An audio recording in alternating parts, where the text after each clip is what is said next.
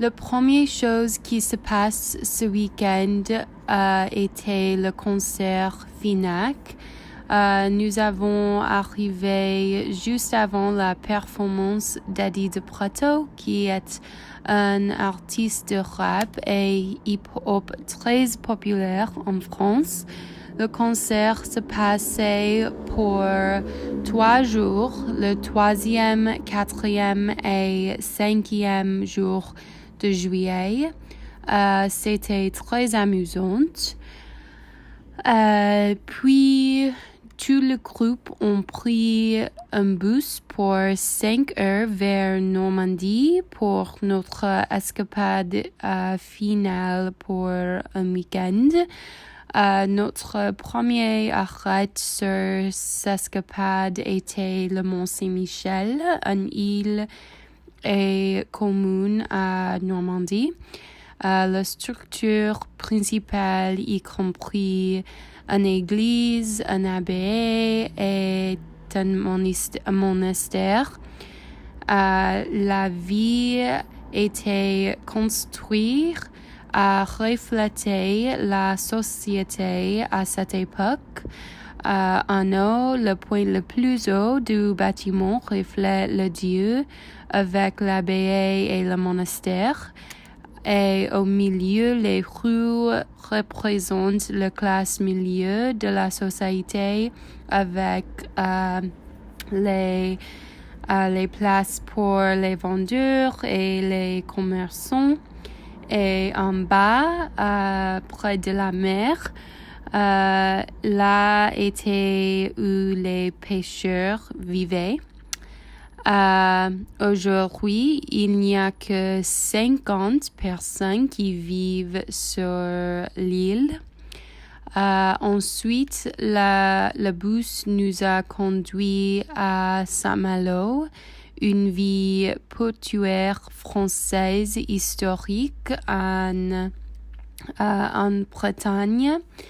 Il était directement sur la plage et il y avait beaucoup de la musique dans les rues pour toute la nuit, qui nous pouvons entendre de nos chambres de l'hôtel. Nous avons mangé les galettes et les crêpes à une crêperie célèbre dans la ville et c'était la meilleure nourriture que j'ai eue sur ce voyage. Le premier jour de cette escapade, le samedi, nous avons visité les mémoriaux de D-Day.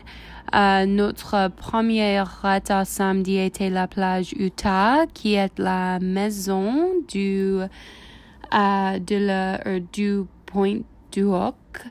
Nous pouvions marcher à la plage et lire les descriptions des attaques qui se passaient sur ce jour qui est bien connu en historique américaine.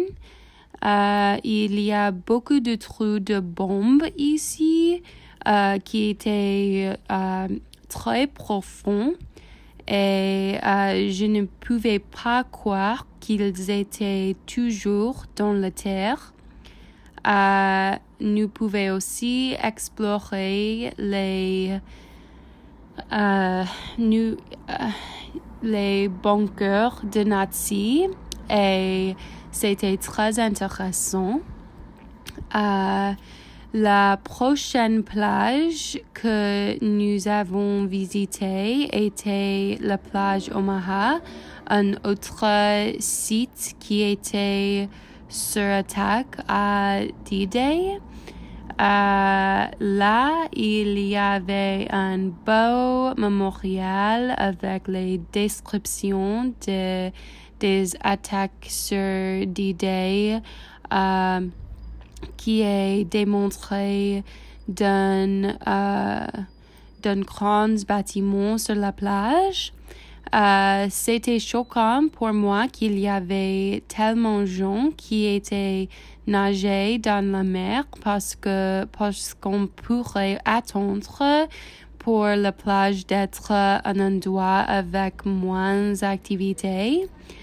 Nous sommes allés à la plage Juno, près d'une petite jolie ville pour manger le déjeuner. Et cette plage était un site d'hébergement pour l'armée à l'époque de la Deuxième Guerre mondiale. Et le dernier endroit que nous avons visité à samedi était le cimetière américain près de la plage Omaha.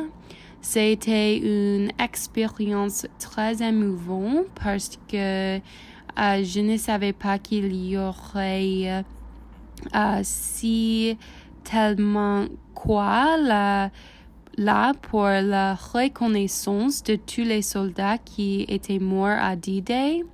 Et je suis devenue un peu émotionnelle pendant que je marchais autour du cimetière.